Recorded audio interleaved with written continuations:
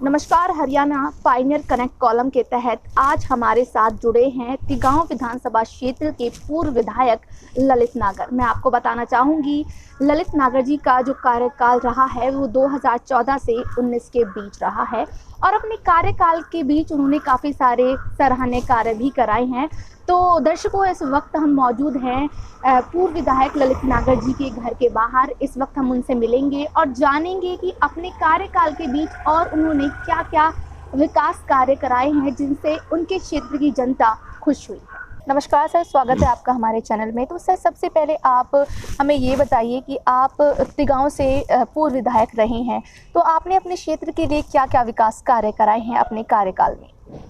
देखिए, जब हमारी सरकार थी तो उस समय, हमारे समय में, पहले तो मैं बड़े बड़े काम गिनवाना चाहूँगा कि दिल्ली से और बल्लभगढ़ तक की मेट्रो का निर्माण हुआ था और चल गई थी हमारे समय में।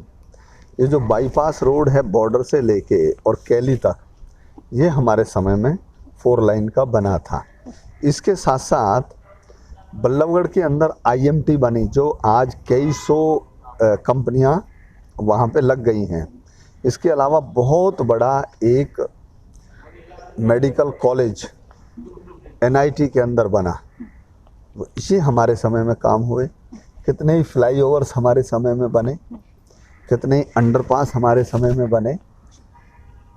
ये तो हो गए बड़े बड़े काम।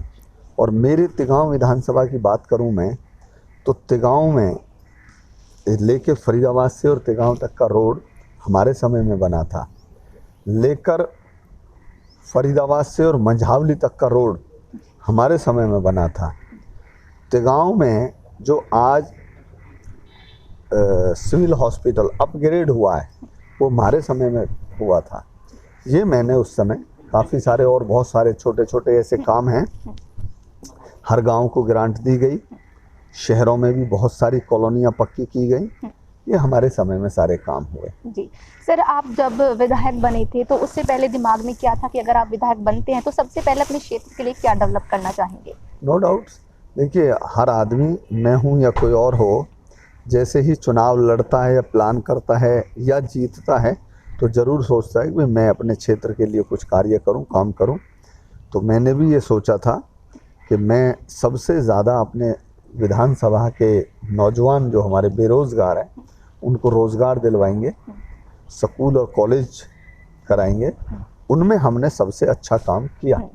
आज भी लोग कहते हैं कि हमारा जब राज था, कांग्रेस के राज में, हमने सैकड़ों लोगों को उनकी योग्यता के आधार पर रोज़गार दिलवाए थे। सर, क्या आपके क्षेत्र की जनता आपसे खुश थी जब आप विधायक थे? तो हाँ जी, बिल्कुल, मेरे क्षेत्र की मेरी जनता बिल्कुल खुश थी। लास्ट मोमेंट तक भी, चाहे आप CID की रिपोर्ट उठा लें या पत्रकारों की रिपोर्ट उठा लें, जब मेरे 2014 से 19 तक मैं MLA रहा, 19 में जब चुनाव था तो लास्ट मोमेंट पे भी लोग कहते थे कि ललित नागर संघर्षशील है, ललित नागर ने बहुत संघर्ष किया है, मेहनत की है और ये दोबारा जीतेंगे। लेकिन फरीदाबाद में, हरियाणा में भी और खासकर फरीदाबाद में भारतीय जनता पार्टी की झूठी एक ऐसी लहर चली कि भाई 75 पार आ रही हैं, 75 पार आ रही हैं। एक चैनल ने तो, सम्मानित चैनल है, उसने तो 83 दिखा दी थी उनकी चुनाव से पहले। एक 83 सीटें आ रही हैं। उस 83 सीटों के चक्कर में और 75 सीटों के चक्कर में हमारे लोग बहक गए। सोचा कांग्रेस की सरकार नहीं आ रही तो ललित नागर को बना देंगे तो काम नहीं होंगे, विपक्ष में चले जाएंगे। इसलिए पूरे फरीदाबाद में आप देखेंगे सारी की सारी सीटें भारतीय जनता पार्टी जीत गई और वो एक झूठा एजेंडा चला था। और लास्ट में हुआ क्या कि केवल वो 40 पे रह गए, हम 31 पे। जब लोगों को एहसास हुआ हमसे गलती हो गई। फिर भी मैं अपने क्षेत्र की जनता का, वोटरों का धन्यवाद करना चाहता हूँ कि मुझे विधानसभा में भी हारने वाले कैंडिडेट को भी 64,000 वोट मिले। 64,000 वोट में पूरे जिले और लोकसभा की बात करूं तो जीतने वाले कैंडिडेटों को भी नहीं मिले जितने मुझे हारने पे भी 64 मिले। तो लोग और जनता मेरे से पूरी तरह से संतुष्ट थे। वो तो लहर हमें, झूठी लहर हमें हरा गई। तो सीधा सीधा मतलब ये था कि जनता थोड़े टाइम के लिए गुमराह हो गई थी, जी। बहकावे में आ गई थी। तो सर जो अभी यहाँ से विधायक हैं तिगांव विधानसभा क्षेत्र से, क्या उनसे आप उनके कार्यों से खुश हैं? क्या क्या उन्होंने अभी डेवलप कराया है? देखिए, इस बारे में तो मैं क्या बता पाऊंगा, क्या कह पाऊंगा, मैं शोभा नहीं देता मैं कुछ भी कहता हुआ। ये बात तो क्षेत्र की जनता कहेगी कि उसको लगभग 15-16 महीने जीते हो गए, 1.25 साल होने जा रही है, उसने कितने काम किए हैं। क्षेत्र की जनता तो ये कहती है कि जीतने के बाद में हमने उसकी शक्ल तक भी नहीं देखी, कहाँ रहता है ये भी नहीं पता। अगर किसी ने भूल से फोन भी कर लिया तो यही पता लगा है कि वो तो चंडीगढ़ में है, बाहर गया हुआ है, विदेश में गया हुआ है।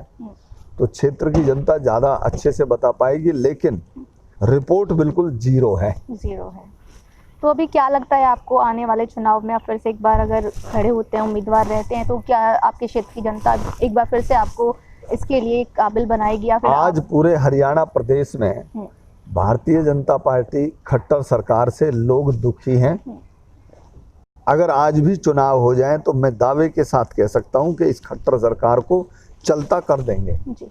आज आपने देख लिया होगा, कल की आप कहानी सुन ली होगी कि स्वयं मुख्यमंत्री जी अपने गृह जिले में, अपनी कॉन्स्टिट्यूंसी में घुस नहीं पाए, उनका हेलीपैड भी उपाड़ दिया, उनका टेंट भी उपाड़ दिया और उनको क्षेत्र में आने नहीं दिया गया। तो आज उनका विरोध हो रहा है। डिप्टी सीएम उचाना हलके में, अपने हलके में आ रहे थे, उनका हेलीपैड उपाड़ दिया। जगह जगह आज विरोध हो रहा है। तो एमएलए एमपी इनका यहाँ से आगे विरोध होगा। मैं दावे के साथ कह सकता हूँ कि ये आने वाले चुनाव में सिंगल डिजिट में जीत पाएंगे, ये विपक्ष में भी नहीं आ पाएंगे। आज इनसे इतनी जनता दुखी है। अगर आप फिर से एक बार उम्मीदवार जीतते हैं, विजय हासिल करते हैं, तो क्या डेवलपमेंट आप कराएंगे जो अभी बाकी रह गए? क्योंकि देखिए, इस बार हमें पूरी उम्मीद है कि हरियाणा प्रदेश के अंदर कांग्रेस पार्टी की सरकार बनेगी और क्षेत्र की जनता अगर मुझे दोबारा सेवा करने का मौका देती है तो निश्चित तौर पर मेरी तो वही 3-4 चीजें हैं। सबसे ज्यादा नौजवानों को बेरोजगारी से छुटकारा दिलाएंगे, स्कूल और कॉलेज अपने क्षेत्र में बनवाएंगे, अपने क्षेत्र का और डेवलपमेंट कराएंगे। जितना हो सकता है जमुना जी के साथ वाला एरिया अभी और इधर कॉलोनियों का एरिया अभी ऐसा है जिसमें डेवलपमेंट की बहुत सख्त ज़रूरत है। चाहे बिजली हो, पानी हो, सड़कें हो, गलियां पक्की करनी हो, नालियां हो, पार्क हो, इस तरह के हम सारे काम करवाएंगे। और हमें पूरी उम्मीद है कि हरियाणा प्रदेश में इस बार कांग्रेस की सरकार आ रही है और हम जनता की ये सेवा करेंगे। सर, जब आपकी जीत हुई थी, सर सुनने में था कि आपके जो संबंध है वो गांधी परिवार से हैं, तो जीत इसीलिए हुई है, उस बारे में आपका क्या कहना है? देखिए, मैं तो उस समय जीता जब भारतीय जनता पार्टी की लहर चल रही थी। पूरे प्रदेश में केवल कांग्रेस के 13-14 एमएलए जीते थे, उनमें मैं एक था। ये शक नहीं कि हमारी वो राष्ट्रीय अध्यक्ष हैं, तो हर कार्यकर्ता के संबंध अपने राष्ट्रीय अध्यक्ष और उनसे अच्छे होते हैं, हमारे भी हैं। तो उनका भी सहारा हमें मिला, पार्टी का भी मिला और हमने मेहनत कर रखी थी, तो तीनों ही सहारे मिलके हमारी नैया पार हो गई। जी, आपके क्षेत्र की जनता के लिए आप क्या कहना चाहेंगे? क्या कोई संदेश? मैं क्षेत्र की जनता से कहना चाहूँगा कि जो एमएलए यहाँ से जीता है उससे ज़रूर आप कहें कि भाई आप काम कराएं। आज उनकी भारतीय जनता पार्टी की सरकार सेंटर में भी है, हरियाणा प्रदेश में भी है, नगर निगम में भी है और तो और सरपंच भी भारतीय जनता पार्टी के हैं। चारों कड़ी अब तो भारतीय जनता पार्टी की है। ज़्यादा से ज़्यादा काम कराएं, अपने रोजगार लें, वही करें, सब काम करें। देखिए, आज पूरे हरियाणा प्रदेश में किसान आंदोलन चल रहा है। किसान बहुत ज़्यादा नाराज हैं इस सरकार से और किसानों की नाराजगी ही ये निकल रही है। अब किसान आज 1 डिग्री 2 डिग्री सेल्सियस में सर्दी में सड़क पे पड़ा है। पिछले दिनों ओले पड़े थे, ओले में पड़ा है, बारिश पड़ रही थी, बारिश में बेचारा खाने को नहीं, उनके कपड़े भीग गए। उनको आज गुस्सा है, उन्होंने इस सरकार को बनाया था। जिस सरकार को बनाते हैं निश्चित तौर से उस सरकार से बड़ी उम्मीदें होती हैं कि भाई वो हमारे काम करेंगे, हमारी बातों को मानेंगे। अब बातों को तो मान नहीं रहे, जबरदस्ती काला कृषि कानून किसानों के ऊपर थोपा जा रहा है, उससे ये किसान नाराज है।